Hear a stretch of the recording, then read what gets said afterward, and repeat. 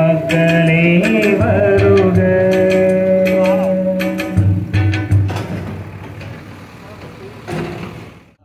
ஆலயம் இறையாலயம் அருமையான ஓவியம். ஆலயம் இறையாலயம் அருமையான ஓவியம்.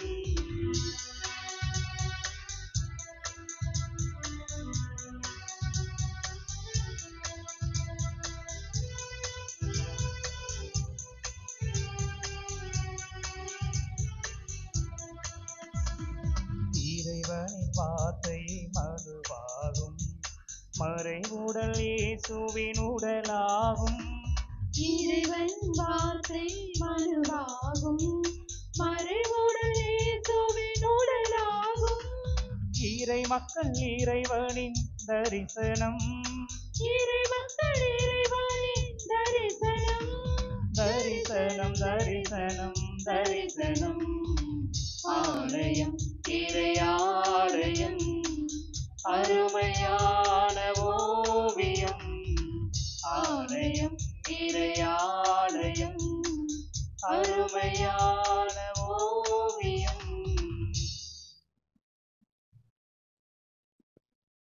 தந்தை மகன் தூயாவியானவரின் பெயராலே ஆமென். நம் ஆண்டவராகிய இயேசு கிறிஸ்துவின் அருளும் தந்தையாகிய கடவுள் நன்மை வழி நடத்துகிற தூயாவியாருடைய தோழமை உங்கள் அனைவரோடும் இருப்பதாக. ஆன்மாவோடும் இருப்பதாக.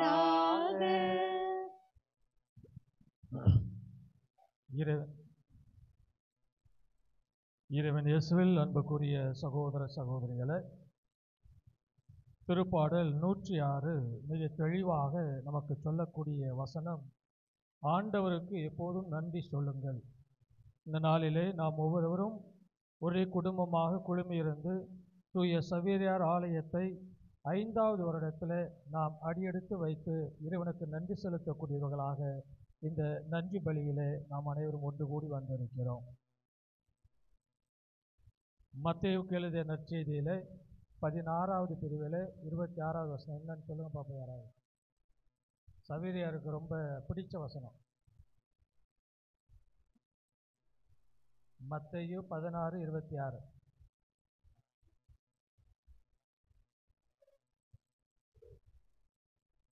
இவ்வாறாக உலகத்தை பற்றிய ஒரு சிந்தனையிலே ஒரு தனி மனிதனுடைய வாழ்வு எப்படி இருக்க வேண்டும் என்பதை அவர் உள்ளார்ந்து தியானித்து அதன் வழியாக தனது வாழ்வை ஆன்மீகத்திலே பயணிக்கக்கூடியவராக, அந்த பயணத்திலே சமூக ஈடுபாடும் கிறிஸ்துவத்தினுடைய ஒற்றுமையும் வெளிப்படுத்தியவர்தான் புனித சவேரியார்.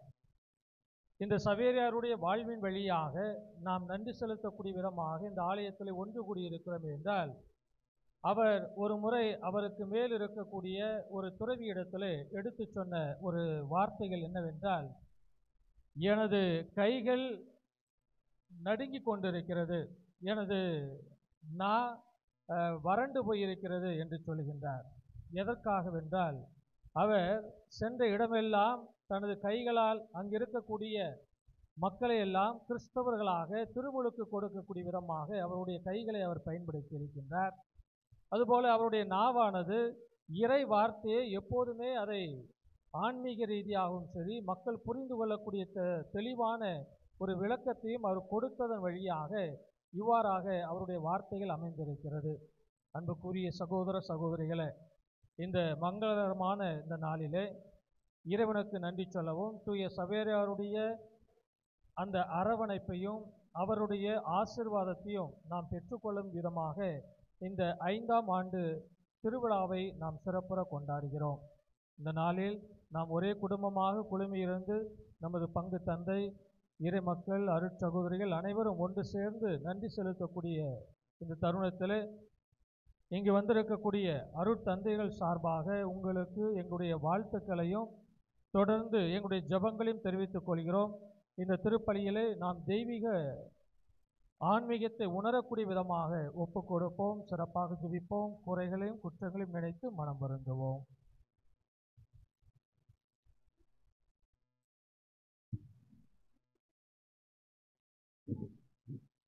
இயேசுவின் இனியவர்களே, உங்கள் அனைவரையும் நம் ஆலயம் திறக்கப்பட்டு 5ஆம் ஆண்டு திருப்பலிக்கு பெருமகிழ்ச்சியோடு வரவேற்கிறேன். கடவுளின் கோவில் தூயது, நீங்கள் அக்கோவில் என்ற புனித பவுலின் வார்த்தைக்கு ஏற்ப நம் கடவுளின் ஆலயமாக விளங்குகின்றோம் என்பதை மீண்டும் நினைவூறுவதற்கும் நம்முடைய தூய்மையை மீண்டும் புறணமைக்கவும் இந்த திருப்பலி நமக்கு அழைப்பு விடுக்கின்றது.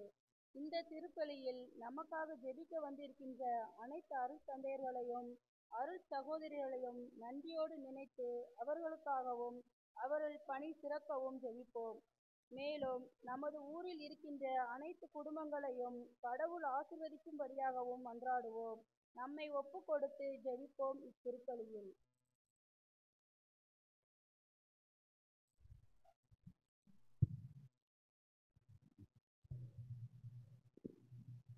எல்லாம் உள்ள இறைவனிடமும் சகோதர சகோதரிகளிடமும் நான் பாவியை ஏற்றுக்கொள்கிறேன். ஏனெனில் சிந்தனையாலும் சொல்லாலும் செயலாலும் கடமை தவறியதாலும் பாவங்கள் பல செய்தேன். என் பாவமே என் பாவமே பெரும் பாவமே. ஆகையால் எப்பொழுதும் கன்னியான புனித மரியாதையும் வானதூதர் புனிதர்கள் அனைவரையும் சகோதர சகோதரிகளையும் நம் இறைவனாகிய ஆண்டவரிடம் எனக்காக வேண்டிக் கொள்ள மன்றாடுகிறேன். எல்லாம் உள்ள இறைவன் நம்பி இறக்கம் வைத்து நம் பாவங்களை மன்னித்து நம்மை நிலை வாழ்வுக்கு அழைத்து செல்வாராக. ஆமென்.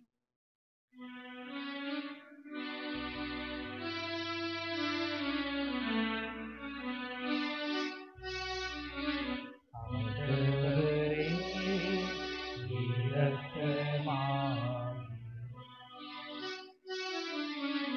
ஆண்டவரே இரக்கமாயிரும்.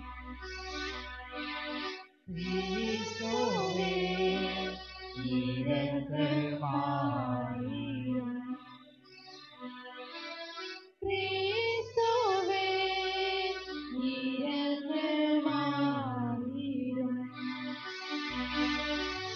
ஆண்டவரே இரக்கமாயிரும். ஆண்டவரே இரக்கமாயிரும்.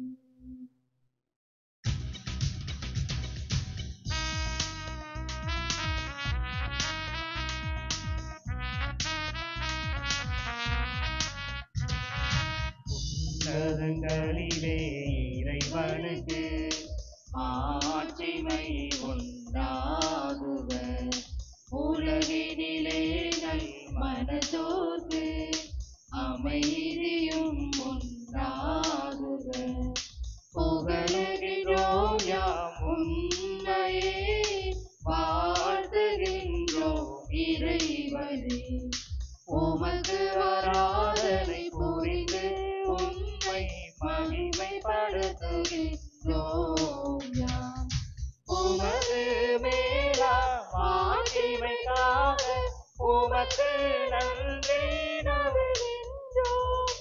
ஆண்டவராம் எம் இறைவனே, இணையில்லாத விண்ணரசே, ஆற்றல் அனைத்தும் கொண்டு விளங்கும் தேவதந்தை இறைவனே, ஏக மகனாக ஜெனித்த ஆண்டவர் இயேசு கிறிஸ்து இறைவனே.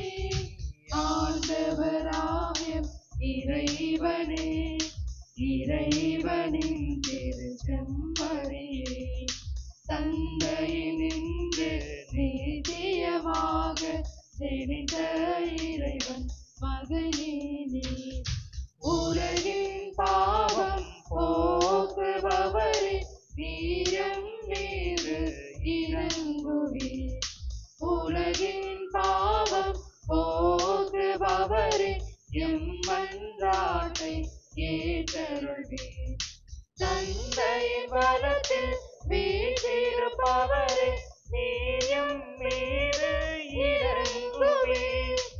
ஏனெனில் இயேசு கிறிஸ்துவே நீரொருவரே தூயவர், நீரொருவரே ஆண்டவர், நீரொருவரே உன்னதர்.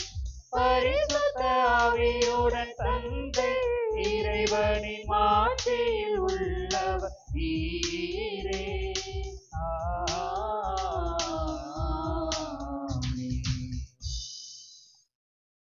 மன்றாடுவோமாக. அன்பு தந்தையே இறைவா, உயிர் உள்ளவற்றையும் தேர்ந்தெடுக்கப்பட்டோருமான கற்களை கொண்டு உமது மாட்சிக்கு நிலையான இல்லத்தை தயாரித்துள்ளே. உமது திரு அவைக்கு நீர் அளித்துள்ள அருளை பெருகச் செய்தருளும். அதனால் உம்முடைய நம்பிக்கையாளர் விண்ணக எருசலேமை கட்டி எழுப்ப என்று வளர்ச்சி உற செய்வீராக. உம்மோடும் தூய ஆவியாரோடும் இறைவனாய் என்றென்றும் வாழ்ந்து ஆட்சி செய்ததே கிறிஸ்து வழியாக உம்மை மன்றாடுகின்றோம். ஆமென்.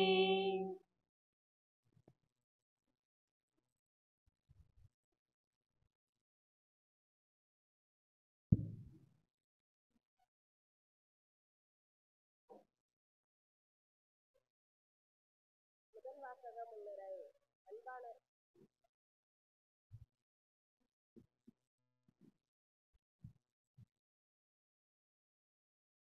முதல் வாசக முன்னுரை. அன்பானவர்களே, சாலமோன் அரசர் தம் எழுப்பிய ஆலயத்தில் ஆண்டவரிடம் வேண்டிய ஜெபத்தை இன்றைய முதல் வாசகம் குறிப்பிடுகின்றது. நம்முடைய ஜெபம் எப்படி இருக்க வேண்டும் என்பதை எடுத்துக்காட்டும் முதல் வாசகத்திற்கு செவிமடுப்போம்.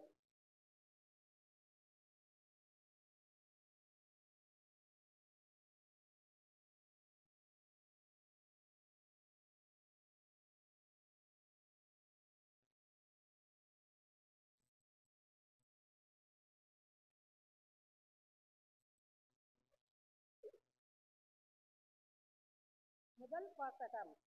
இரவும் பகலும் உமது கண்கள் இக்கோவிலை நோக்கி இருப்பவனாக.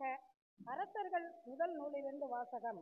அதிகாரம் 8, வசனங்கள் 22 23, 27 30 முடிய. அந்நாட்களில் சாலோமன் ஆண்டவரின் பலிபீடத்தை நோக்கி நின்று கொண்டு இஸ்ரேல் சபையார் அனைவர் முன்னிலையிலும் வானத்திற்கு நேராக தம் கைகளை உயர்த்தி அவர் மன்றாடியது: இஸ்ரேலின் கடவுளாகிய ஆண்டவரே, மேலே விண்ணிலும் கீழே மண்ணிலும் உம்மை போன்று வேறு கடவுள் யாரும் இல்லை. உமது முன்னிலையில் முழு உள்ளத்தோடு உமக்கு கீழ்ப்படிந்து நடக்கும் உம்முடைய அடியார் உமது உடன்படிக்கையின்படி தவறாது பேரன்பு காட்டி வருகிறேன். கடவுள் உண்மையில் இந்த மண்ணுலகில் தங்கியிருப்பாரா? வான மண்டலங்களும் உம்மை கொள்ள இயலாதிருக்க நான் காட்டியுள்ள இக்கோயிலில் எப்படி உம்மை கொள்ளும்?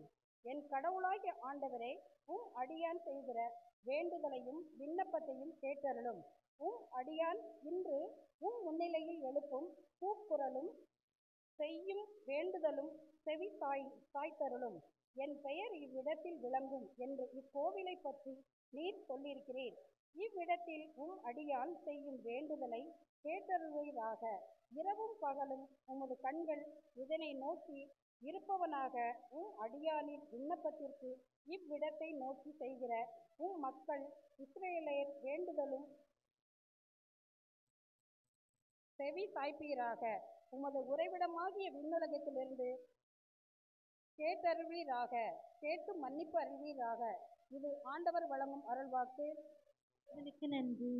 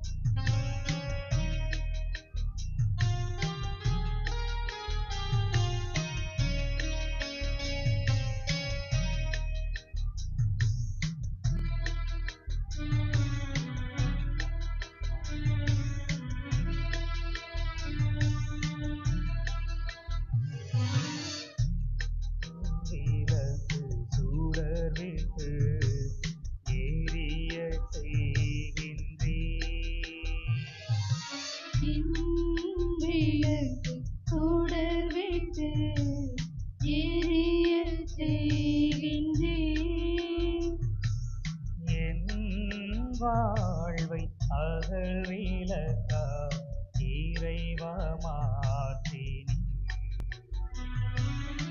இறைவா மாற்றினி. என் விளக்கு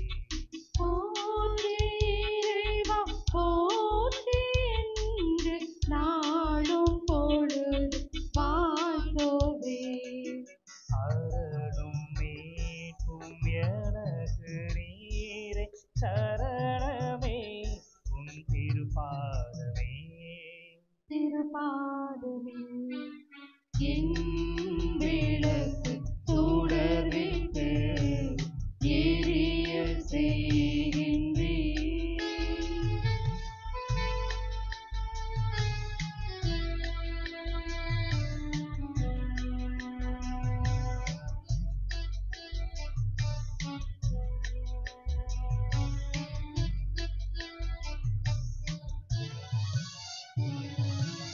எனக்கு உமது துணையிருக்க எதிரி படையை தாக்குவேன். எனக்கு உமது வலுவிருக்க எதிரி கோட்டையை தாண்டிடுவேன். எனக்கு உமது துணை இருக்க எதிரி படையை தாக்குவேன். எனக்கு உமது வலுவிருக்க எதிரி கோட்டையை தாண்டிடுவேன். எனக்கு கேடயம் நீரே இருக்க எதிரி கடையை தடுத்திடுவேன். எனக்கு கேடயம் நீரிருக்க எதிரி கரை தடுத்திடுவேன். ஆகும் வலிமை தாண்டும் வலிமை தடுக்கும் வலிமை நீ தந்த வலிமை. நீ தந்த வலிமை என் விளக்கு சுடர்விட்டு எரிய செய்கின்றீர். என் விளக்கு சுடர்விட்டு எரிய செய்கின்றீர். என் வாழ்வை அகல் விளக்கால் இறைவா மாற்றினீர். இறைவா மாற்றினீர். என் விளக்கு சுடர்விட்டு எரிய செய்கின்றீர்.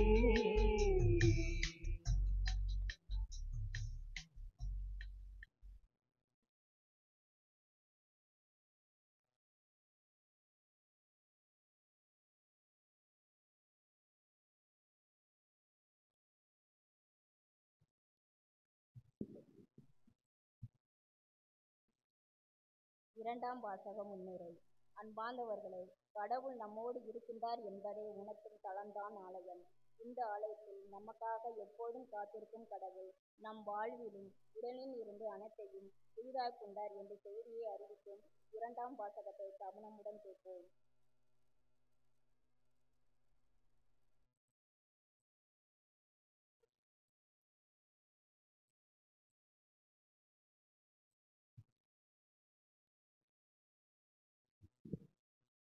இரண்டாம் வாசகம்.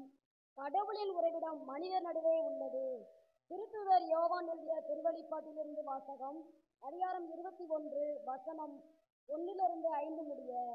யோவானாகிய நான் புதியதொரு விண்ணகத்தையும் புதியதொரு மண்ணகத்தையும் கண்டேன். முன்பு இருந்த விண்ணகமும் மண்ணகமும் மறைந்துவிட்டன, கடலும் இல்லாம போயிற்று. அப்பொழுது புதிய எருசலேம் என்னும் திருநகர் கடவுளிலிருந்து விண்ணகத்தை விட்டு இறங்கி வர கண்டேன். தன் மணமகனுக்காக தன்னையே அவர் செய்து கொண்ட மணமகளைப் போல் அது ஆயத்தமாயிருந்தது. பின்பு விண்ணகத்திலிருந்து எழுந்த பெரும் குரல் ஒன்றை கேட்டேன். அது, இதோ கடவுளின் உறைவிடம் மனிதர் நடுவே உள்ளது. அவர் அவர்கள் நடுவே குடியிருப்பார். அவர்கள் அவருக்கு மக்களாயிருப்பார்கள். கடவுள் தாமே அவர்களோடு இருப்பார். அவரே அவர்களுடைய கடவுளாய் இருப்பார். அவருடைய கண்ணீர் அனைத்தையும் அவர் துடைத்து விடுவார். இனிமேல் சாவு இராது, துயரம் இராது, அழுகை இராது, துன்பம் இராது. முன்பு இருந்ததை எல்லாம் மறைந்து விட்டன என்றது. அப்பொழுது அய்யணையில் வீற்றிருப்பவர், இதோ நான் அனைத்தையும் புதியது ஆக்குகிறேன் என்று கூறினார். இது ஆண்டவரின் அருள்வாக்கு. இறைவனுக்கு நன்றி.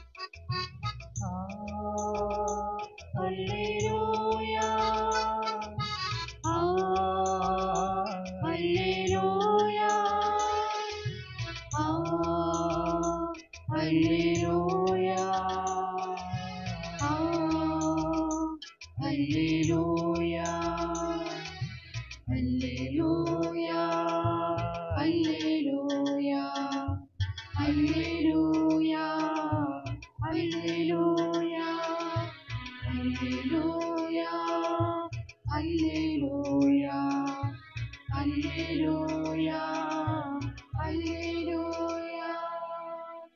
கடவுளின் கோவில் தூயது, நீங்களே கோவில். அல்லேலூயா அல்லேலூயா அல்லேலூயா அல்லேலூயா அல்லேலூயா. ஆண்டவர் உங்களோடு இருப்பாராக. ஆன்மாவோடும் இருப்பாராக. யோவான் எழுதிய தூய நற்செய்தியிலிருந்து வாசகம். ஆண்டவரே மாட்சி உமக்கே. யோவானதின் செய்தி அதிகாரம் 2 திருவசனங்கள் 13 முதல் 22 முடிய. யூதர்களுடைய பாஸ்கா விழா விரைவில் வரவிருந்ததால் இயேசு எருசலேமுக்கு சென்றார். கோவிலில் ஆடு மாடு புறா விற்போரையும் அங்கே உட்கார்ந்திருந்த நாணயம் மாற்றுவோரையும் கண்டார். அப்போது கயிறுகளால் ஒரு சாட்டை பின்னி அவர்கள் எல்லாரையும் கோவிலிலிருந்து துரத்தினார். ஆடு மாடுகளையும் விரட்டினார். நாணயம் மாற்றுவோரின் சில்லறை காசுகளை கொட்டிவிட்டு மேசையிலையும் கவிழ்த்து போட்டார். அவர் புறா விற்பவர்களிடம், இவற்றை இங்கிருந்து எடுத்துச் செல்லுங்கள், என் தந்தையின் இல்லத்தை சந்தையாக்காதீர்கள் என்று கூறினார். அப்போது அவருடைய சீடர்கள், உமது இல்லத்தின் மீதுள்ள ஆர்வம் என்னை எரித்துவிடும் என்று மறைநூலில் எழுதியுள்ளதை நினைவு கூர்ந்தார்கள். யூதர்கள் அவரை பார்த்து, இவற்றையெல்லாம் செய்ய உமக்கு உரிமை உண்டு என்பதற்கு நீர் காட்டும் அடையாளம் என்ன என்று கேட்டார்கள். இயேசு மறுமொழியாக அவர்களிடம், இக்கோவிலை இடித்து விடுங்கள், நான் 3 நாளில் இதை கட்டி எழுப்புவேன் என்றார். அப்போது யூதர்கள், இக்கோவிலை கட்ட 46 ஆண்டுகள் ஆயிற்றே, நீர் 3 நாளில் இதை கட்டி எழுப்பி விடுவீரோ என்று கேட்டார்கள். ஆனால் அவர் தம் உடலாகிய கோவிலை பற்றியே பேசினார். அவர் இறந்து உயிருடன் எழுப்பப்பட்ட போது அவருடைய சீடர் அவர் இவ்வாறு சொல்லியிருந்ததை நினைவு கூர்ந்து மறைநூலையும் இயேசுவின் கூற்றையும் நம்பினர். ஆண்டவரின் அருள்வாக்கு. கிறிஸ்துவே உமக்கு புகழ்.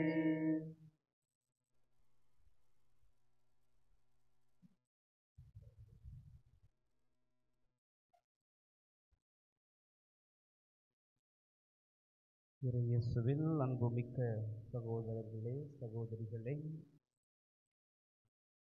ஒரு முறை அறிஞர் அண்ணா பேசுவதற்கு அழைக்கப்பட்ட பொழுது அந்த இடத்திற்கு போனப்போ மணி 10:30. அதனால் அவர் தன்னுடைய பேச்சை அப்படி ஆரம்பித்தாராம். நேரம் 10:30, நம்மை தழுவுவதோ நித்திரை அப்படின்னு சொல்லி. அதுபோல் இன்றைக்கு ஏறக்குறைய ஒரு கடுமையான 2ஆங்கத்தி நேரத்தில் நாம் திருப்பலியை ஆரம்பிச்சிருக்கிறோம். நிறைய பேருக்கு கண்ணை சுற்றுது, நிறைய பேர் பசி மயக்கத்தில் இருக்கிறீங்க. நேரம் அப்படி இருந்தாலும் இந்த நாள் என்பது மிகவும் நமக்கு அற்புதமான, முக்கியமான, வரலாற்று சிறப்புமிக்க நாள் இந்த கல்லியூரில் வாழ்ந்து கொண்டிருக்கக்கூடிய இறை மக்களுக்கு.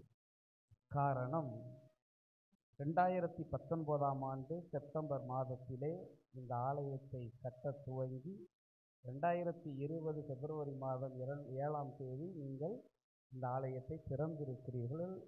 அதிலிருந்து 5 ஆண்டுகளை நிறைவு செய்திருக்கிறீர்கள். ஏறக்குறைய 6 மாதத்திற்குள் இந்த அருமையான ஒரு ஆலயத்தை எழுப்பி நமது வழிபாட்டிற்காக நாம் பயன்படுத்தி கொண்டிருக்கிறோம்.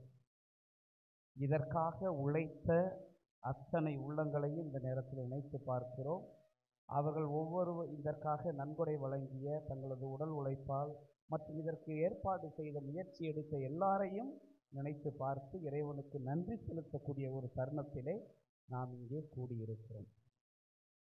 எதற்காக இந்த ஆலயம் கட்டப்பட்டது? எதற்காக இன்று நாம் எல்லோரும் ஒன்று சேர்ந்து இந்த ஆலய திறப்பு விழாவை 5ஆம் ஆண்டு நிறைவு நாளை கொண்டாடி கொண்டிருக்கிறோம்? பொதுவாக இன்றைக்கு இந்த நாளுக்காக ரொம்ப வித்தியாசமாக பங்கு தந்தை பல்வேறு ஏற்பாடுகளோடு இந்த நாளை நடத்தி கொண்டிருக்கிறார்கள். நீங்களும் அதற்கு ஒத்துழைத்திருக்கிறீர்கள். புதிய ஏதாவது பாடல் குழுவாக இருக்கலாம், மற்ற ஏற்பாடுகளாக இருக்கலாம். மற்ற நாட்களில் திருப்பலிக்கு வர்ற பொழுது யாருமே இருக்க மாட்டாங்க. அதாவது பாடல் குழு இருக்காது. இருக்கிறவங்களை வச்சு ஏதாவது ஒரு பாட்டு பாடுங்களே அப்படின்னு சொல்லி கேட்டால், வருகை பாட்டில் என்ன பாட்டு பாடுவீங்க? ரொம்ப பழக்கமான பாட்டு, ஆலயத்தில் நாம் நுழைவையிலே புது நினைவுகள் நுழைகின்ற அந்த நினைவுகளில் நம் நெஞ்சங்கள் நீர். ஆலயத்துக்குள்ள வரும்போது என்ன நினைவு நமக்கு வருது? சொல்லுங்க பார்ப்போம். என்னது? நிறைய பேர் ஆலயத்துக்குள்ள நுழையும் போது என்ன நினைச்சிட்டு வர்றோம்? இவன் என்ன புடவை கட்டியிருக்கிறா, இது எவ்வளவு விலையா இருக்கும், இது எவ்வளோ நகை போட்டிருக்கிறா, எங்கேருந்து சம்பாதிச்சிருப்பா இதெல்லாம், இன்னைக்கு எந்த சாமியார் வந்திருக்கிறாரு, நம்ம பங்கு சாமியார் வந்திருக்காரா இல்லை வெளியில் இருக்கவங்க வந்திருக்கிறாங்களா, காரில் வந்திருக்கிறாரா பைக்கில் வந்திருக்கிறாரா, இப்படியெல்லாம் நாம் என்ன செய்கிறோம்? நினைக்கிறோம் இல்லையா? அங்கே எங்கே நம்ம நெஞ்சம் நிறையுமா? நினைவுகளால் அல்லது மகிழ்ச்சியால் நம்மளுடைய உள்ள மகிழுமா? அந்த மாதிரியெல்லாம் நினச்சிட்டு இருக்கும்போது நம்ம பாடலாம். ஆனால் அங்கே என்ன வரும்? இதை பற்றியெல்லாம் நினச்சிக்கிட்டு இருந்தோம்னா பொறாமையும் வேற்றுமையும், மற்றவர்களை பார்க்கிற பொழுதெல்லாம் பல்வேறு விதமான எப்படா இவெல்லாம் சம்பாதிக்கிறேன் அப்படிங்கிற எண்ணத்தில் தான் பூசையை பார்த்துக்கிட்டு இருக்கோம். அதுக்காக அல்ல ஆலயம் எழுப்பப்பட்டது. இன்று முதல் வாசகத்தில் சாலமோன் இறைவன் தங்குவதற்கு நிலையான ஒரு இடத்தை, அதுவரைக்கும் என்ன செய்கிறார்கள்? அந்த உடன்படிக்கை பேழையை மக்கள் எங்கு தங்கினார்களோ அங்கெல்லாம் கொண்டு சென்றார்கள். இப்பொழுது சாலமோன் என்ன செய்கிறார்? நிலையான ஒரு ஆண்டவருக்கென ஒரு நிலையான இல்லத்தை கட்டி எழுப்புகிறார். அந்த பகுதியைத்தான் நாம் முதல் வாசகம். அதை முடித்த பிறகு சாலமோன் இறைவனை பார்த்து வேண்டுகிறார். என்ன சொல்லி வேண்டுகிறார்? இங்கு வந்து, இந்த ஆலயத்திற்கு வந்து, இந்த இடத்திற்கு வந்து செல்லுகின்ற மக்களை யார் பார்க்கணுமா? கடவுள் கண் திறந்து பார்க்க வேண்டும். அவர்கள் சொல்லுகின்ற கேட்கின்ற ஜெபங்களை, அவர் வேண்டுதல்களை நிறைவு செய்ய வேண்டும் என்று சொல்லி என்ன செய்கிறார்? இறைவனிடம் மன்றாடுகிறார். அந்த பகுதியைத்தான் இன்று நாம் முதல் வாசகமாக வாசித்தோம். ஆக ஆலயம் என்பது எதற்காக? இறைவனை பார்த்து நாம் மன்றாடுவதற்காக, இறைவனால் நாம் ஆசீர்வதிக்கப்பட, இறைவனுடைய திருமுக ஒளி நம்மீது படும்படியாக நாம் இந்த ஆலயத்திற்கு வருகிறோம். ஒரு சிலர்லாம் சொல்லலாம், ஏன் நாங்கள் வீட்டில் இருந்து ஜெபம் பண்ணால் கேட்காதா கடவுளுக்கு? இப்போ இந்த கொரோனா வந்ததுக்கு அப்புறம் நிலைமை ரொம்ப மோசமாகவே போயிடுச்சு. என்னென்னா, கொரோனா பீரியடில் ஒருத்தர் தொடக்கூடாது, பார்க்கக்கூடாது, அப்படின்னு பேசக்கூடாதுன்னு சொல்லி நம்மளை வீட்டில் நிறுத்தி வச்சதுனால, சரி அந்த நேரத்தில் மக்களுக்கு கடவுளை பற்றி தெரிந்து கொள்ள வேண்டும் என்பதற்காக பல்வேறு தொலைத்தொடர்பு சாதனங்கள் வழியாக இறைவார்த்தையானது, திருப்பலியானது கொடுக்கப்பட்டது. இப்போ என்ன சொல்கிறாங்க? வீட்டில் இருந்து பார்த்தா பத்தாதா, நீங்கள் தான் வெளியில் சவுண்ட் சிஸ்டம்லாம் போட்டிருக்கீங்களே, அது எங்களுக்கு காதில் கேட்குது, நாங்கள் வீட்டில் இருந்தே கேட்டுக்கிறோம் அப்படின்னு சொல்லக்கூடிய அளவிற்கு மக்கள் மாறிவிட்டார்கள். அதுவல்ல, ஆலயத்தில் கடவுளுடைய பிரசன்னம் இருக்கிறது. அவர் நம்மை பார்க்கிறார், நாம் கடவுளை பார்க்கிறோம். அதற்கு ஒரு சில என்ன இருக்கணும்? தகுதி இருக்கணும் இல்லையா? நம்ம ஆலயத்தில் நுழைகிற பொழுது நிச்சயமாக நம்மிடம் இருக்கக்கூடிய எல்லா விதமான வெறுப்புகளை, எல்லா விதமான கசப்பு உணர்வுகளை எல்லாம், கஷ்டங்களை எல்லாம் நாம் என்ன செய்கிறோம்? ஆண்டவருடைய சன்னிதானத்தில் வைத்து ஆண்டவருடைய ஆசிரியையும் அமைதியையும் அருள் வரங்களையும் பெறுவதற்காக வருகிறோம். எனவே ஆலயத்திற்கு வருவது என்பதே ஒரு அமைதியை தேடி வருவது, கடவுளுடைய பிரசன்னத்தை தேடி வருவது, கடவுளுடைய திருமுகத்தை பார்ப்பது. கடவுள் நம்மை பார்க்கிறார், நாம் கடவுளை பார்க்கிறோம். ஆக அதற்காக எழுப்பப்பட்ட ஆலயம் இது. இரண்டாவது வாசகத்திலே நாம் வாசித்தோம், திருவழிபாட்டு நூலிலிருந்து வாசித்தோம். இந்த ஆலயத்தில் கடவுள் உரைகிறார் என்றால், அந்த ஆலயத்திற்கு வந்து செல்லுகின்ற மனிதர்களுடைய உள்ளத்திலும் அவர் கடவுள் வாழ ஆசைப்படுகிறார். ஆக ஆலயத்திற்கு வந்து செல்லுகின்ற மனிதர்களுடைய மனதில் அந்த மனிதர்கள் கடவுளினுடைய உறைவிடமாக மாற வேண்டும். அதற்கான வாய்ப்புகளை, அதற்கான வழிகளை இந்த ஆலயம் சொல்லித்தர வேண்டும் இல்லையா? நம் ஆலயத்திற்கு வருவது என்பது நாம் ஒவ்வொருவரும் கடவுளினுடைய ஆலயமாக, கடவுள் வாழுகின்ற இடமாக, நம்மை மாற்றுவதற்கான தளமாக இது அமைகிறது என்பதைத்தான் இரண்டாம் வாசகத்திலே வாசித்தோம். திருவழிபாட்டு நூலிலே ஒவ்வொருவரும் இறைவனுடைய ஆலயமாக காட்சியளிக்கிறார்கள் என்பதை தெளிவாக எடுத்து காட்டியது. நற்செய்தி வாசகத்திலே ஆலய தூய்மை பற்றி வாசித்தோம். ஆனால் அத்தகைய எருசலேம் ஆலயத்திலே நடந்த செயல்பாடுகள் நம்முடைய ஆலயத்தில் வேண்டுமானால் நடைபெறாமல் இருக்கலாம். இங்கே யாரும் வியாபாரம் செய்யலை.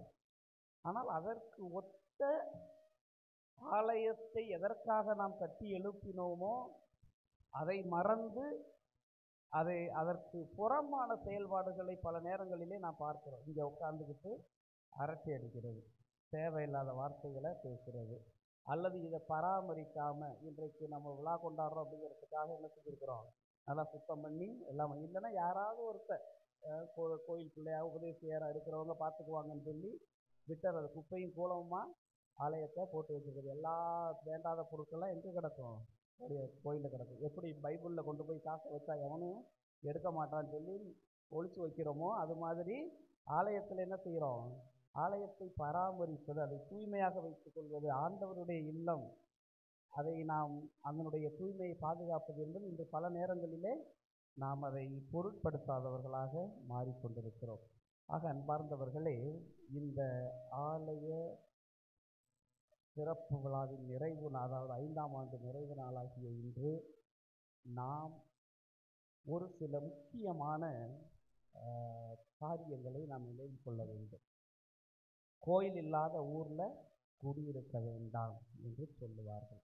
அதே போல கோயில் சொத்து குல நாசம். யாரு எனக்கு ஏதாவது ஆதாயம் கிடைக்கும் என்று எதிர்பார்த்து ஆலய பணிகளில் ஈடுபடுகிறார்களோ அவர்களை என்ன செய்ய கடவுள் ஆசீர்வதிக்க மாட்டார். அதை தாண்டி கடவுளுக்காக, கடவுளை சார்ந்து வாழுகின்ற மக்களுக்காக என்னால் இயன்ற பணிகளை இந்த ஆலயத்தை நான் செய்கிறேன் என்று வாழுகிறவர்களுடைய வாழ்வு நிச்சயமாக நலமாக இருக்கும். ஆக இந்த நாளில் முதலாக நாம் நினைத்து பார்ப்பது நம்முடைய கடந்த காலத்தை. எப்படியெல்லாம் இங்கே இருக்கக்கூடிய பெரியவர்களுக்கு தெரியும் எப்படிப்பட்ட ஒரு இடமாக இருந்து இன்று நாம் இத்தகைய ஒரு அருமையான ஒரு சிற்றாலயத்திலே நாம் இறைவனை வழிபட்டு கொண்டிருக்கிறோம் என்றால், இதை கடந்து வந்த பாதைகள் என்பது பல்வேறு விதமான அனுபவங்களை நமக்கு தந்திருக்கும், பல்வேறு விதமான நபர்களை நமக்கு தந்திருக்கும். இவர்கள் வழியாக, இவர்களுடைய முயற்சியின் காரணமாக, இவர்களுடைய உழைப்பின் காரணமாக இந்த ஆலயத்தை இறைவன் நமக்கு தந்திருக்கிறார். அதனுடைய நோக்கம் என்பது என்ன என்பதை நாம் யோசித்து பார்க்க வேண்டும். எபேசியருக்கு எழுதிய கடிதத்திலே பவுல் 2வது அதிகாரம் 19வது இறைவார்த்தை 22வது வசனம். யாராவது பைபிள் வச்சிருக்கிறீங்களா?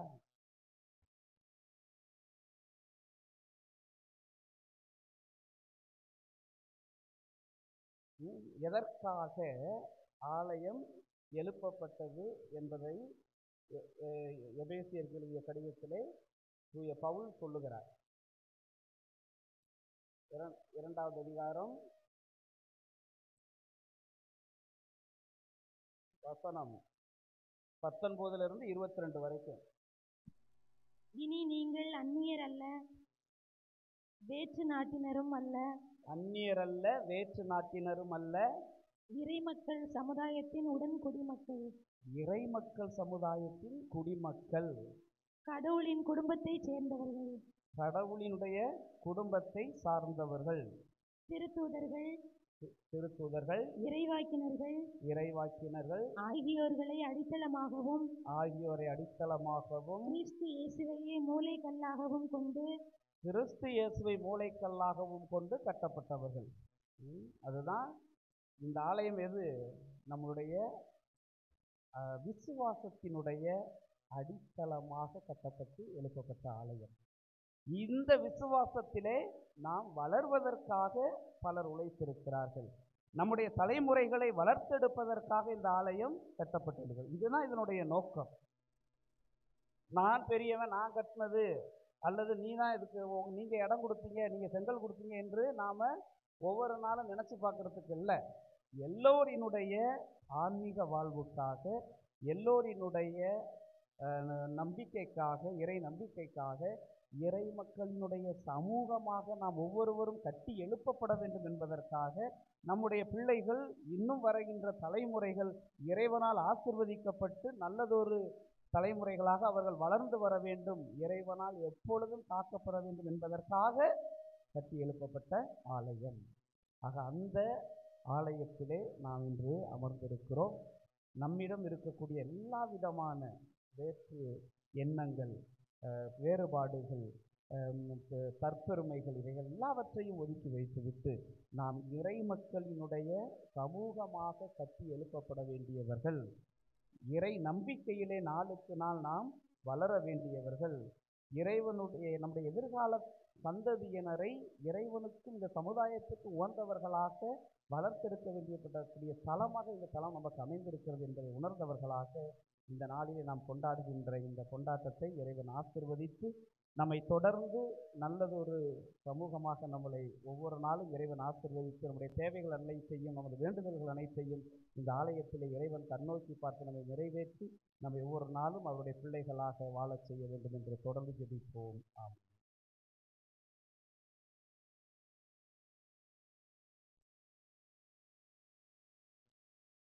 அதேபோல் எழுந்திருப்போம். கேளுங்கள் உங்களுக்கு கொடுக்கப்படும் என்று கூறிய ஆண்டவர் இயேசு கிறிஸ்துவிடம் நம்முடைய தேவைகளையும் இந்த சமுதாயத்தினுடைய தேவைகளையும் மன்றாட்டுகளாக எடுத்துச் செல்வோம்.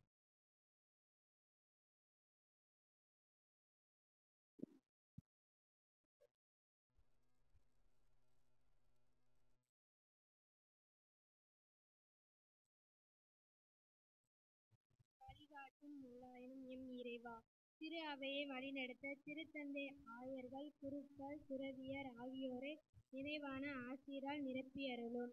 இவர்கள் தூய ஆவியின் துணையுடனும் புத்துணர்வும் புதுப்பொலிவும் பெற்று இயேசுவின் மதிப்பீடுகளின்படி இறைமக்களை வழிநடத்த தேவையான அருள் தர இறைவா உம்மை மன்றாடுகிறோம்.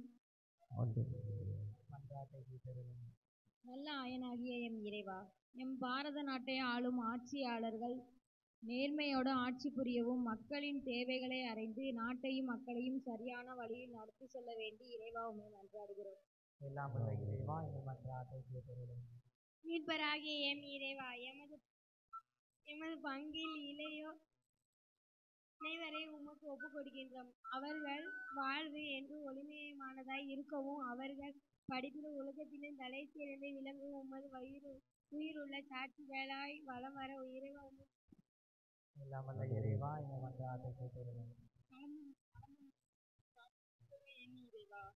பலவித நோய்களினாலும் துன்பங்களினாலும் தவிக்கும் மக்கள் உமது உடனிருப்பை உணர்வும், உடலுள்ள நோய்களை நீக்கி புது பொலிவுடன் வாழ தேவையான சக்தியும் திறமையை பெற்று வாழ இறைவா உம்மை மன்றாடுகிறோம். இந்த இடத்தில் நான் நலம் நல்குவேன் என்று மொழிந்த இறைவா, எமது சபரியார் ஆலயம் திறந்து 5ஆம் ஆண்டு நிறைவை கொண்டாடி மகிழும் நாங்கள் இந்த ஆலயத்தின் உண்மை முழுமையாக உணரவும், அதன் மூலம் நாங்கள் உண்மையை பிரதிபலிக்க இறைவா உம்மை மன்றாடுகிறோம். ஒவ்வொருடைய தனிப்பட்ட தேவைகளை மௌனமாக ஆண்டவரை பார்த்து எடுத்து செல்வோம். ஆலயம் இறைவன் இயேசு கிறிஸ்துனுடைய அன்பில் இணைந்த அன்பில் விளைநிலமாக தூய ஆவியுடைய வல்லமையால் நிரப்பப்பட்டு இருக்கிறது. ஆகிய இந்த ஆலயத்தில் விசுவாசத்தோடு நம்பிக்கையோடும் உங்களுடைய குடும்பத்தை ஒப்பு கொடுத்து ஜெபிக்கின்ற பொழுது இந்த இயேசு கிறிஸ்து நமக்கு நிறைவான ஆசீர்வாதத்தை கொடுக்கிறார் என்ற உண்மை உணர்ந்த பிள்ளைகளாக சிறப்பாக நம்மளுடைய தேவைகளையும் மௌனமாக ஆண்டோடைய பார்க்கிறோம்.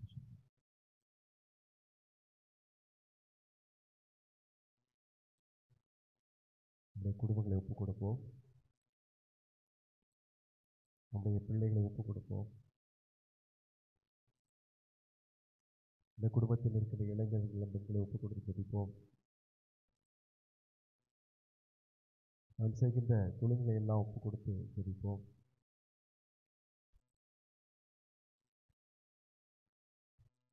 வயது முதித்தவர்கள், கணவனால் கைவிடப்பட்ட ஒவ்வொரு பிள்ளைகளையும் ஒப்புக் கொடுத்து ஜெபிப்போம்.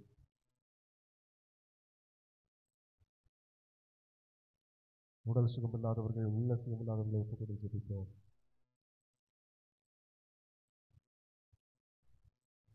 இந்த ஆலயம் கட்டப்படுவதற்கு உதவியாக இருந்தவர்கள், அதற்கு உறுதுணையாக இருந்தவர்கள், நன்கொடை வழங்கியவர்கள், உடல் உழைப்பால், மன உழைப்பால், ஜெபத்தால் இந்த ஆலயத்திற்கு வளர்ச்சிக்கு உதவி செய்த ஒவ்வொருவருக்காக ஜெபிப்போம்.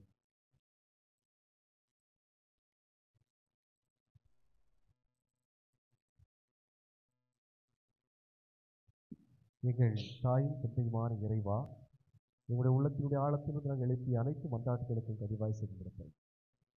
நீர் உங்களுடைய அன்பினுடைய பார்வை எங்களிடம் இருக்கிறது, இந்த ஆலயத்தில் தூயாவோட வல்லமை இருக்கிறது என்பதை உண்மையில் உணர்ந்த பிள்ளைகளாக நாங்கள் எங்களுடைய உள்ளத்தினுடைய ஆழத்திலிருந்து கேட்ட அனைத்து மன்றாட்டுகளுக்கும், இந்த சமுதாய வளர்ச்சிக்காக நாங்கள் கேட்ட அனைத்து மன்றாட்டுகளுக்கும் கதிவாய் செய்யும்படுத்தி எங்களுக்கு உதவி செய்ய வேண்டும் என்று எங்கள் ஆண்டவராகிய கிறிஸ்து வழியாக மன்றாடுகின்றோம்.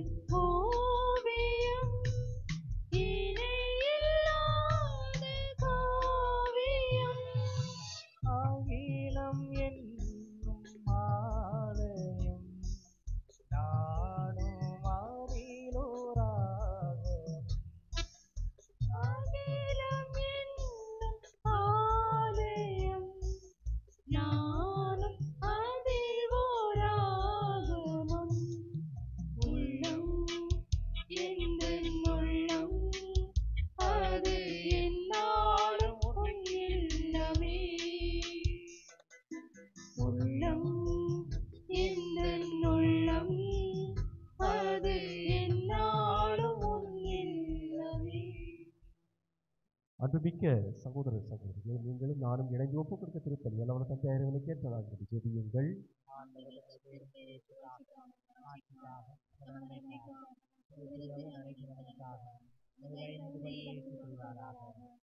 அன்புமிக்க இறைவா, ஒப்புக் கொடுக்கப்படும் காணிக்கைகளை நீர் ஏற்றுக்கொள்ள உம்மை மன்றாடுவோருக்கு நீர் இறங்கியருள உம்மை வேண்டுகின்றோ.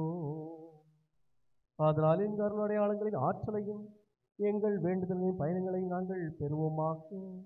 எங்கள் ஆண்டவராகிய கிறிஸ்து வழியாக உம்மை மன்றாடுகின்றோம்.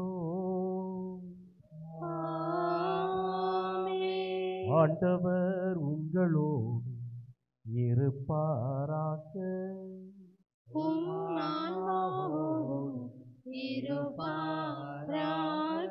இதயங்களை வேலே எழுப்புங்கள்.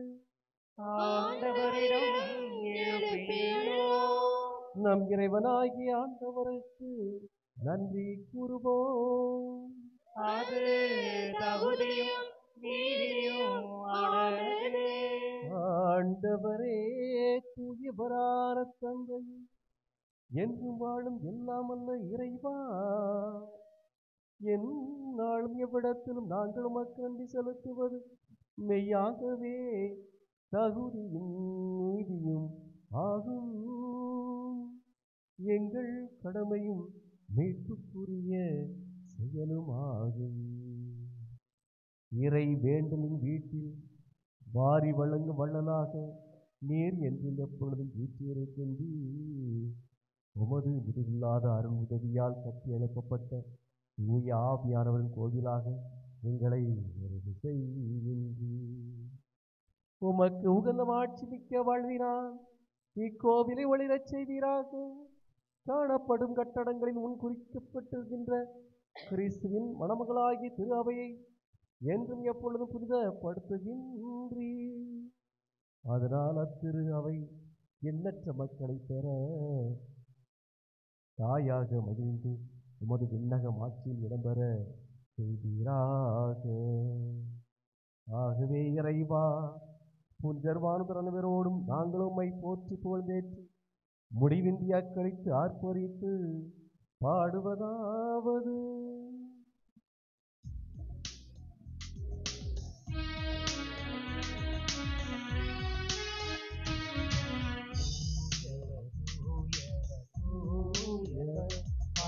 படைகளின் கடவுளும் ஆண்டவர், விண்ணகமும் மண்ணகமும் உமது மாட்சியால் நிறைந்துள்ளன.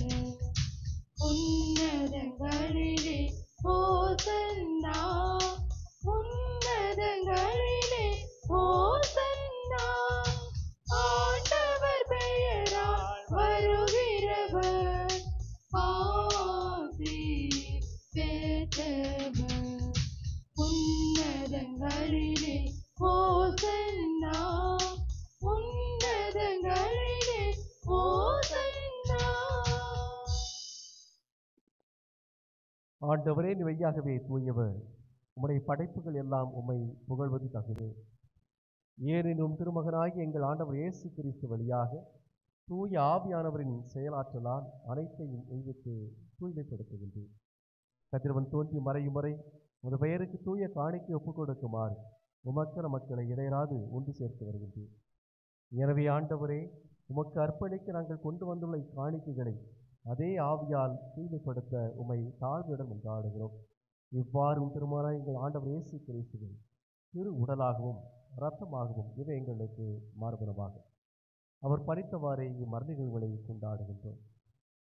ஏனெனில் அவர் காட்டி கொடுக்கப்பட்ட இரவில் அப்பத்தை எடுத்து நன்றி செலுத்தி ஆசி வழங்கி அதை பெற்று தம் சிறுங்களுக்கு அளித்து அவர் கூறியதாவது: அனைவரும் இதிலிருந்து பெற்று உண்ணுங்கள், ஏனெனில் இது உங்களுக்காக கையளிக்கப்படும் என் உடல். இது உங்களுக்காக கையளிக்கப்படும் என் உடல்.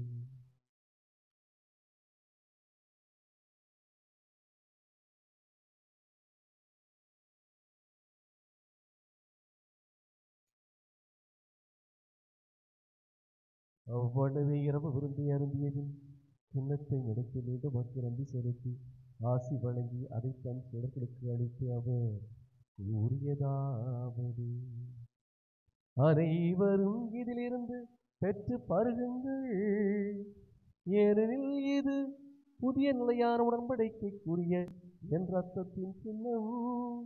இது பாவ மன்னிப்புக்கென்று உங்களுக்காக பலருக்காகவும் சிந்தப்படும். இதை என் நினைவாக செய்யுங்கள், இதை என் நினைவாக செய்யுங்கள்.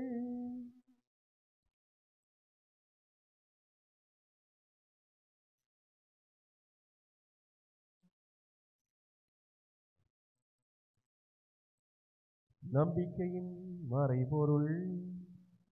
ஆண்டவரே, நீர் வரும் அளவும் உமது இறப்பினை அறிக்கையிடுகின்றோம், உமது உயிர்ப்பினையும் எடுத்துரைக்கின்றோம். ஆகவே இறைவா, நாங்கள் உம் திருமகனின் மீட்பளிக்கும் பாடுகளையும் வியப்புக்குரிய உயிர்ப்பையும் முன்னேற்றத்தை நாங்கள் நினைவு கூறுகின்றோம். இவர் மீண்டும் வருவாரின் எதிர்பார்த்திருக்கும் நாங்கள் இப்புனிதமான உயிருள்ள பலியை நன்றி செலுத்தி உமக்கு ஒப்புக் கொடுக்கிறோம். உமது திரு அவையின் காணிக்கைகளை கண்ணோக்கி நடந்து மன்றாடுகின்றோம். இப்பலியினால் நீ உளம்கனிய திருவுளமானீர். இவ்வாறு உடைய திருமகனின் திரு உடல் திரு ரத்தத்தால் ஊட்டம் பெறும் நாங்கள் அவருடைய தூய் ஆவியால் நிரப்பப்பெற்று கிறிஸ்துவுக்குள் ஒரே உடலும் ஒரே மனமும் உடையவராக விளங்கச் செய்வீராக.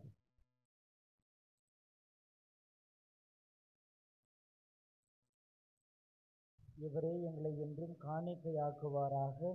இவ்வாறு உம்மால் தேர்ந்து கொள்ளப்பட்டவர்களோடு முதலாக புனிதமிக்க கன்னியும் கடவுளின் தாயுமான மரியா, அவருடைய கணவரான புனித யோசேப்பும், புனித திருத்தூதர்கள், மாட்சிமிகு மறைசாட்சியர், புனித பிரான்சிஸ் சவேரியார், மற்ற புனிதர்கள் அனைவரோடும் நாங்கள் உரிமை பேருக்கு தகுதி உடையவோராவோமாக. இவர்களின் வேண்டுதலால் நாங்கள் என்றும் உமது உதவியை பெறுவோம் என உறுதியோடு இருக்கிறோம். ஆண்டவரே, எங்களை உம்மோடு ஒப்புரவாக்கும் இப்பலி உலகுக்கு அமைதியும் மீட்பும் தர வேண்டும் என மன்றாடுகிறோம். இவ்வுலகில் பயணம் செய்யும் உமது திரு அவையை சிறப்பாக மடியாராக எங்கள் திருத்தந்தை பிரான்சிஸ், எங்கள் ஆயர் ஆண்டனி சாமி, ஏனைய ஆயர்கள், திருநிலையினர், உமக்கு சொந்தமான மக்கள் ஆகிய அனைவரையும் நம்பிக்கையிலும் அன்பிலும் உறுதி பெற செய்வீராக.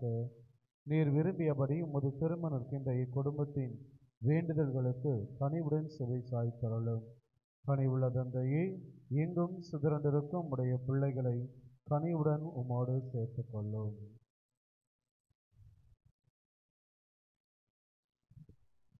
இறந்து போன எங்கள் சகோதர சகோதரிகளையும் உமக்கு உகந்தவர்களாய் வாழ்ந்து இவ்வுலகை விட்டு சென்ற அனைவரையும் உமது ஆட்சியின் கனிவுடன் ஏற்றருளும். நாங்களும் அங்கு வந்து சேர்ந்து அவர்களோடு உமது ஆட்சியை என்றும் மனநிறைவடைவோம் என எங்கள் ஆண்டவராகிய கிறிஸ்து வழியாக எதிர்நோக்கி இருக்கின்றோம். இவர் வழியாகவே நீர் உலகுக்கு எல்லா நன்மைகளையும் வழங்குகின்றீர்.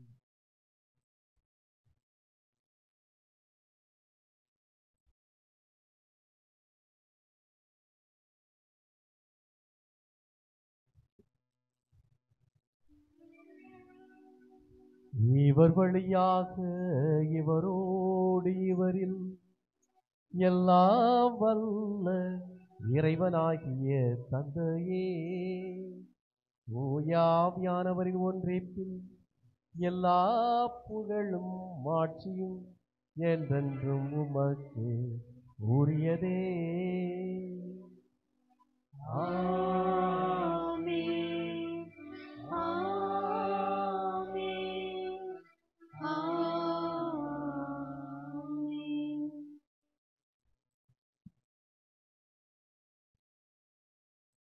மீட்பரின் கட்டளையால் கற்பிக்கப்பட்டு இறை படிப்பனையால் பயிற்சி பெற்ற நாம் துணிந்து பாடுவோம்.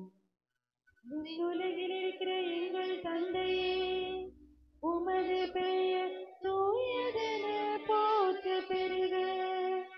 உமது ஆட்சி வருக. உமது திருவுளம் விண்ணுலகில் நிறைவேறுவது போல மண்ணுலகிலும்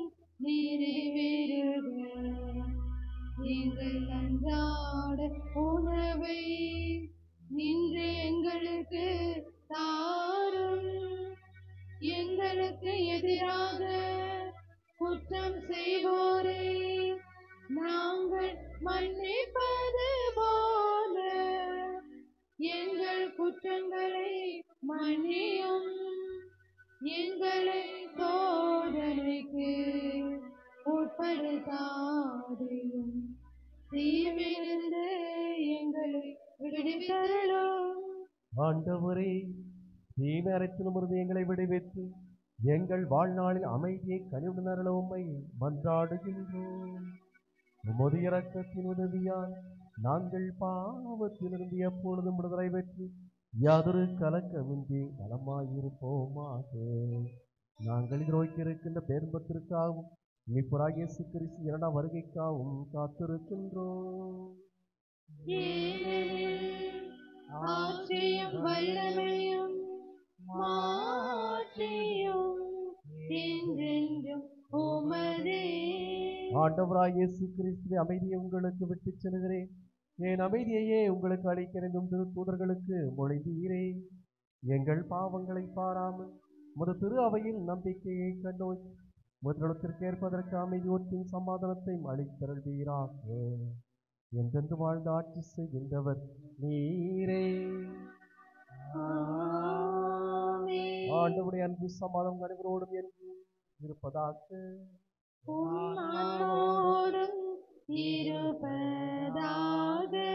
ஆண்டவர் இயேசு கிறிஸ்து திருப்பதி வழியாக தந்திருக்கின்ற அன்பை சமாதானத்தை ஒருவர் மற்றொரு முகங்களை பார்த்து புன்னகையோடு அறிவிக்கிறது.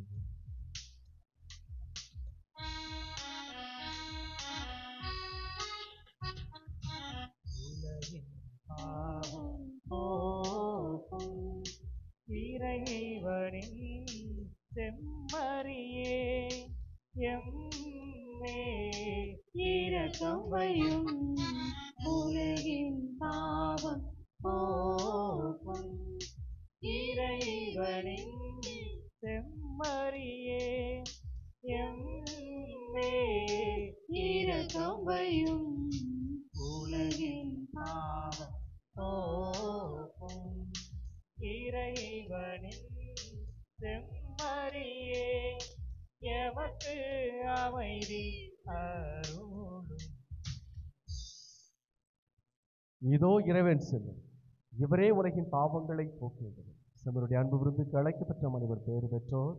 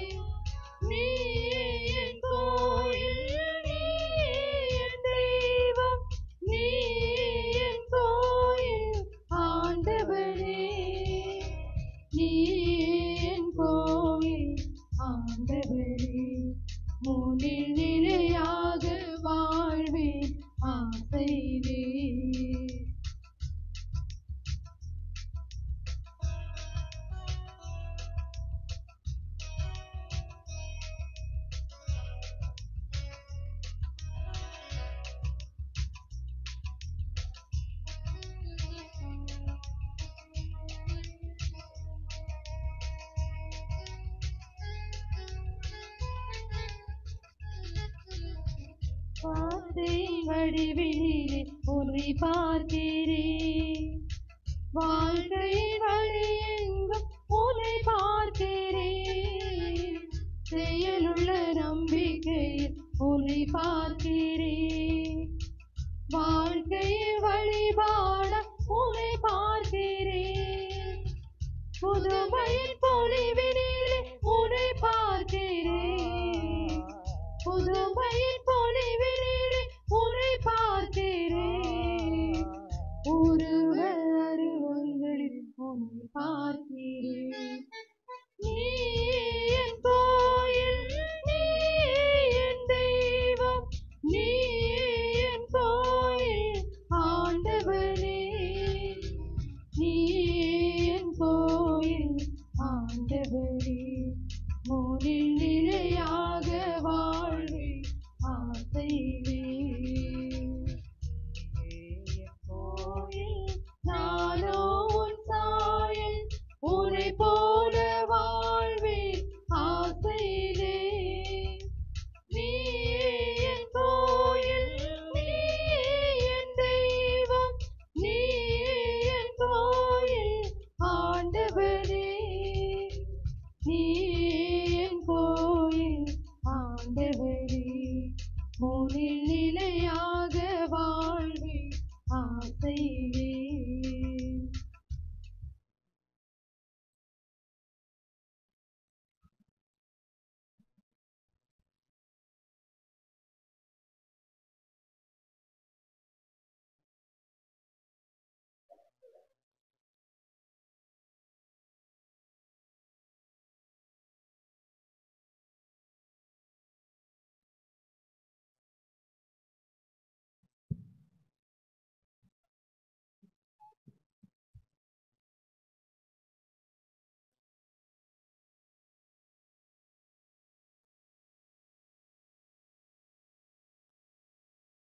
இந்த இடத்தில் நலம் நல்குவேன் என்று மொழிந்த அன்பின் இறைவா, இந்த ஆலயத்திற்காய் நன்றி கூறுகின்றோம். இந்த ஆலயம் தேடி வந்து மன்றாடி கேட்ட வரங்களை பெற்றுக்கொண்ட நன்மைகளுக்காகவும் உடல் நலம், அருள் நலம், பொருள் வளம் தந்ததற்காய் நன்றி இறைவா, நன்றி. நன்றியால் துதி பாடு நம் இயேசுவை நாவால் என்றும் பாடு. கரங்களை தட்டி பாடுவோம். நன்றியால் துதி பாடு நம் இயேசுவை நாவாலே என்றும் பாடு. கொடுப்பதில் மகிழ்வு காணும் அன்பு இறைவா, இந்த ஆலயம் வளர்ச்சி பெற பொருள் உதவி, பண உதவி, உடல் உதவி அளித்த ஒவ்வொருவரையும் நன்றியோடு நினைவு கூறுகின்றோம். அவர்களுக்கு மேன்மேலும் நல்ல மனதை தந்து கொடுப்பதில் மகிழ்வு பெற்றதற்காய் நன்றி இறைவா, நன்றி. நன்றியால் துதி பாடு நம் இயேசுவை நாவாலே என்றும் பாடு. நன்றியால் துதி பாடு நம் இயேசுவை நாவாலே என்றும் பாடு. நம்புங்கள், ஜெபியுங்கள், நல்லது நடக்கும் என்ற மொழிபெயர்த்த உண்மை நம்பி ஆராதிக்கும் கிறிஸ்துவ சமூகமாகிய நாங்கள் நம்பி ஜெபிக்கின்ற அனைத்திலும் வெற்றி காண்பதற்காய் உமக்கு நன்றி கூறுகின்றோம். எங்கள் சொல்லிலும் செயலிலும் உம்மை பிரதிபலிக்க எம்மோடு இருப்பதற்காய் நன்றி இறைவா, நன்றி. நன்றியால் துதி பாடு நம் இயேசுவை நாவாலே என்றும் பாடு. நன்றியால் துதி பாடு நம் இயேசுவை நாவாலே என்றும் பாடு. செய்வன திருந்த செய் என்ற மொழிக்கேற்ப இவ்வாலயம் வடிவமைக்க உழைத்த அனைத்து தொழிலாளர்களையும் நன்றியோடு நினைவு கூறுகின்றோம். அவர்கள் ஒவ்வொருவரும் கையிட்டு செய்கின்ற அனைத்து தொழிலையும் ஆசீர்வதித்து வழி நடத்துகின்ற கிருபைக்காய் நன்றி இறைவா, நன்றி. நன்றியால் துதி பாடு நம் இயேசுவை நாவாலே என்றும் பாடு. நன்றியால் துதி பாடு நம் இயேசுவை நாவாலே என்றும் பாடு. வல்லவர் நல்லவர் போதுமானவர் வார்த்தையில் உண்மையுள்ளவர். வல்லவர் நல்லவர் போதுமானவர் வார்த்தையில் உண்மையுள்ளவர். நன்றியால் துதி பாடு நம் இயேசுவை நாவாலே என்றும் பாடு.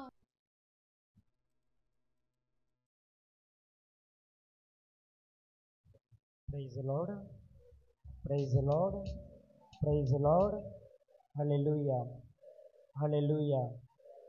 பிரியமானவர்களே, நற்கருணை வழியாக கடவுள் நம்மை நிறைவாக ஆசீர்வதித்திருக்கிறார். ஆகவே கரங்களை குவித்து கண்களை மூடி சற்று அமைதியாக 12 வருடங்களாக இரத்தப்போக்கினால் பாதிக்கப்பட்டிருந்த அந்த பெண் எப்பொழுது இயேசுவினுடைய ஆடையை தொட்டாலே போதும் நான் சுகமாவேன் என்கிற ஒரு மன நிறைவோடு இயேசுவினுடைய ஆடையை தொட்டாரோ, சுகம் பெற்றவளாக தன்னுடைய வீடு திரும்பினாள் என்று திருவிவிலியம் நமக்கு சொல்லுகிறது. யாரெல்லாம் இயேசுவை தொட்டார்களோ, யாரெல்லாம் இயேசுவை நாடி வந்தார்களோ, அவர்கள் அனைவருமே ஆண்டவருடைய ஆசீர்வாதங்களையும் கிருபைகளையும் நிறைவாக பெற்றுக்கொண்டார்கள் என்று திருவிவிலியம் நமக்கு சொல்லுகிறது. இன்று நற்கருணை வழியாக இயேசுவை நாம் தொட அல்ல, இயேசுவையே நாம் உணவாக நம்முடைய வாழ்க்கையை நாம் பெற்று கொண்டிருக்கிறோம். அந்த உன்னதமான கடவுளை நம்முடைய மனங்களிலே நாம் வாங்கி கொண்டிருக்கிறோம் என்றால், உள்ளங்களிலே ஏற்று கொண்டிருக்கிறோம் என்றால், அது ஆண்டவருடைய உன்னதமான ஒரு அன்பும் கொடையும் என்பதை நாம் மறந்துவிடக்கூடாது. அன்பிற்குரியவர்களே, இந்த நொடி பொழுது ஆண்டவருடைய பிரசன்னமானது நம்மை நிரப்பி கொண்டிருக்கிறது. ஆண்டவருடைய வல்லமையானது நம்மை ஆட்கொண்டு கொண்டிருக்கிறது. ஆண்டவர் இன்று உங்களை சந்தித்து கொண்டிருக்கிறார். மகனே மகளே, கலக்கமுற்று இருக்கிறாயா? கண்ணீரோடு வாழ்ந்து கொண்டிருக்கிறாயா? இன்னல்களை சந்தித்து கொண்டிருக்கிறாயா? இதோ உன்னை நான் சந்திப்பதற்காக நற்கருணை வழியாக வந்திருக்கிறேன். உன்னுடைய கண்ணீரை நான் பார்த்து கொண்டிருக்கிறேன். உன்னுடைய பிரச்சனைகளை நான் சந்தித்து கொண்டிருக்கிறேன். உன்னுடைய இயலாமைகளை நான் தெரிந்து கொண்டிருக்கிறேன் என்று சொல்லி ஆண்டவர் இன்று உங்களுக்கு தேவையான எல்லா வல்லமைகளையும் கிருபைகளையும் ஆசீர்வாதங்களையும் பொழிபவராக இருக்கிறார். அநேகரை ஆண்டவர் தொட்டு கொண்டிருக்கிறார். நற்கருணை வழியாக உங்கள் உள்ளங்களிலே வந்த தேவன், நற்கருணை வழியாக உங்களை ஆட்கொண்ட தேவன் இன்று உங்களுடைய பிரச்சனைகளை எல்லாம் சந்தித்து கொண்டிருக்கிறார். ஆண்டவரிடத்தில் சொல்லுங்க, ஆண்டவரே, இப்படிப்பட்ட இன்னல்கள் மத்தியில் நான் வாழ்ந்து கொண்டிருக்கிறேன். ஆண்டவரே, கணவன் இருந்தும் இல்லாததை போல, மனைவி இருந்தும் இல்லாததை போல, பிள்ளைகள் இருந்தும் இல்லாததை போல கடன் பிரச்சனைகள் மத்தியிலே வாழ்ந்து கொண்டிருக்கிறேன். மன நிம்மதி இல்லாமல் வாழ்ந்து கொண்டிருக்கிறேன். எல்லாவரும் என்னோடு இருந்தாலும் கூட தனிமையை சந்தித்து கொண்டிருக்கிறேன். ஆண்டவரே, உம்மால் ஆகும் என்கிற நம்பிக்கை எனக்கு இருக்கிறது. உம்மால் எல்லாம் நிறைவேற்றப்படும் என்கிற தைரியத்தோடு ஆண்டவரே, அந்த பெண்ணை போல இதோ இயேசுவினுடைய ஆடையை தொட்டாலே போதும் நான் சுகமாவேன் என்று அந்த சொன்ன அந்த சகோதரியை போல நற்கருணை வழியிலே உம்மையினுடைய உள்ளங்களிலே வாங்கிய நான் ஆண்டவரே உம் நன்றியோடு துதிக்கிறேன், உம்மை நன்றியோடு ஆராதிக்கிறேன். என்னுடைய உள்ளங்களில் எழுந்து வந்ததற்காக நன்றி. என்னுடைய தேவைகளை எல்லாம் சந்திப்பதற்காக நன்றி. ஆண்டவரிடத்தில் நன்றி சொல்லுவோமா? ஆண்டவரிடத்தில் நன்றி சொல்லுவோமா? ஆண்டவரே, என்னுடைய கிராமத்திற்கு ஒரு நல்ல தேவாலயத்தை கொடுக்கிற நன்றி ஆண்டவரே. அநேக குருக்களின் வழியாக எங்களை வழிநடத்தின நன்றி ஆண்டவரே. எங்களுடைய கிராமங்களை தேவைகளை எல்லாம் சந்தித்து எங்களுக்கு எல்லா வகையான ஆசீர்வாதங்களையும் கிருபைகளையும் அபிஷேகங்களையும் நிறைவாக பொழிந்திரேன். நன்றி ஆண்டவரே. நன்றி கலந்த உள்ளத்தோடும் உம்மை ஆராதிக்கிறோம், உம்மை துதிக்கிறோம் ஆண்டவரே. உமது நாமத்தை மேன்மைப்படுத்துகிறோம் ஆண்டவர் என்று சொல்லியவர்களாக நம்முடைய குடும்பங்களையும் நம்முடைய எண்ணங்களையும் நம்முடைய ஏக்கங்களையும் நம்முடைய பிரச்சனைகளையும் கடன் தொல்லைகளையும் சமாதானம் இல்லாத வாழ்க்கையையும் அநேக இன்னல்கள் மத்தியில் வாழ்ந்து கொண்டிருக்கிற நம்முடைய மனநிலையையும் ஆண்டவரிடத்தில் ஒப்பு கொடுப்போமா? ஆண்டவர் நம்மை ஒருபோதும் கைவிட மாட்டார் என்கிற பற்றி உறுதி நம்முடைய வாழ்க்கையில் இருக்கிற பொழுதும் இயேசு அந்த இரத்த போக்கினால் பாதிக்கப்பட்ட பெண்ணை பார்த்து சொன்னார், அம்மா, நம்பிக்கையோடு திரும்பி செல், உன்னுடைய விசுவாசம் உன்னை குணமாக்கியது. இன்று இயேசுவையே நற்கருணை வழியாக வாங்கியிருக்கிற நாம், இயேசுவையே நற்கருணை மூலமாக பெற்றிருக்கிற நாம் நம்முடைய வீடு திரும்புகிற பொழுது ஆண்டவர் இன்று உங்களிடத்தில் சொல்லக்கூடிய ஒரு வார்த்தைவாதாக இருக்கிறது. மகனே மகளே, நம்பிக்கையோடு செல், உன்னுடைய நம்பிக்கை உன்னை குணமாக்கியது. நம்பிக்கையோடு செல், உன்னுடைய நம்பிக்கை உன்னை குணமாக்கியது. ஆகவே அன்புக்குரியவர்களே, ஆண்டவரிடத்தில் நம்முடைய உள்ளங்களையும் எண்ணங்களை எல்லாம் ஒப்பு கொடுத்தவர்களாக ஆண்டவருடைய சிறப்பு உதவி வேண்டி இறுதி ஆசிற்காக நம்மை நாம் தயார் செய்வோம். ஆமென்.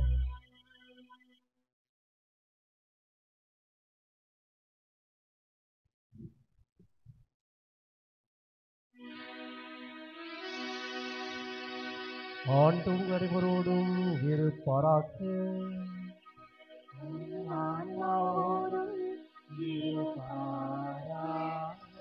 இவர்களுடைய ஆசீர்வாதம் பெற தலைவனை சிரிப்போம்.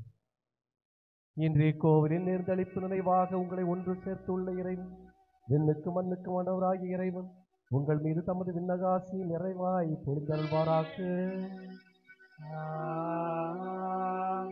பிரிந்து சிதறொன்று கிடக்கும் மக்கள் அனைவரையும் தம் மகனின் ஒன்று சேர்க்க விரும்பிய இறைவன் உங்களை தமது கோவிலாகவும் தூய் ஆவியாரின் உறைவிடமாகவும் விளங்க செய்வாராக.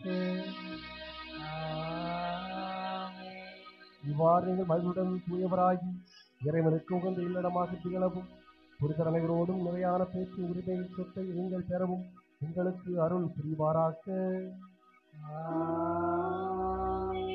எல்லாம் வல்ல இறைவன் தந்தை மகன் தூயாவியானவர் அனைவரையும் ஆசீர்வதிப்பாராக.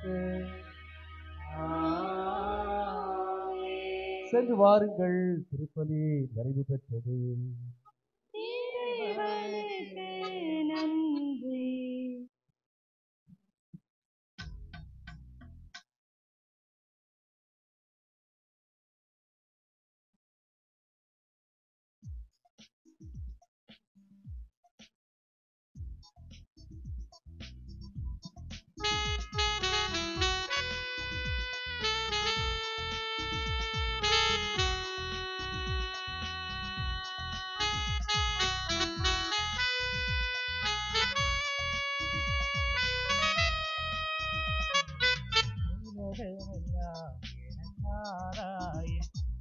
வாழ்ந்தவர் மகிழ்ந்ததில்லை,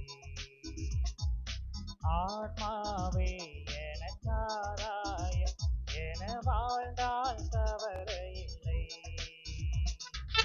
உலகமெல்லாம் எனக்காதாயம் என வாழ்ந்தவர் மகிழ்ந்ததில்லை,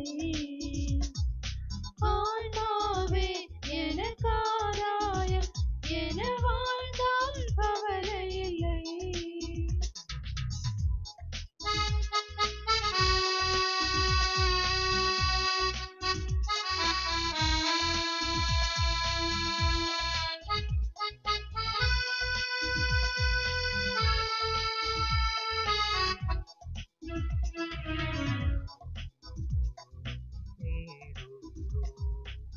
பட்டம் பதவியை நாடுகிறோம், பொன்னும் பொருளும் தேடுகிறோம், பட்டம் பதவியை நாடுகிறோம். எதுவும் நிறைவு தருவதில்லை, எதிலும் மகிழ்ச்சி நிலைப்பதில்லை. எதுவும் நிறைவு தருவதில்லை, எதிலும் மகிழ்ச்சி நிலைப்பதில்லை. முடிவில்லாதது ஒன்றேதான், அழிவில்லாத ஆன்மாதான். முடிவில்லாதது ஒன்றேதான், அழிவில்லாத ஆன்மாதான். உலகமெல்லாம் எனக்காதாயம் என வாழ்ந்தவர் மகிழ்ந்ததில்லை, ஆன்மாவே எனக்காதாயம் என வாழ்ந்தால் கவலை இல்லை. அழியும் செல்வம் சேர்ப்பதா, அழியா ஆன்மாவை காப்பதா. அழியும் செல்வம் சேர்ப்பதா, அழியா ஆன்மாவை காப்பதா. இந்த கேள்விக்கு பதிலாய் வாழ்ந்தவர்தான் அவரை புனித சவேரியார். உலகமெல்லாம் எனக்காதாயம் என வாழ்ந்தவர் மகிழ்ந்ததில்லை, ஆன்மாவே எனக்காதாயம் என வாழ்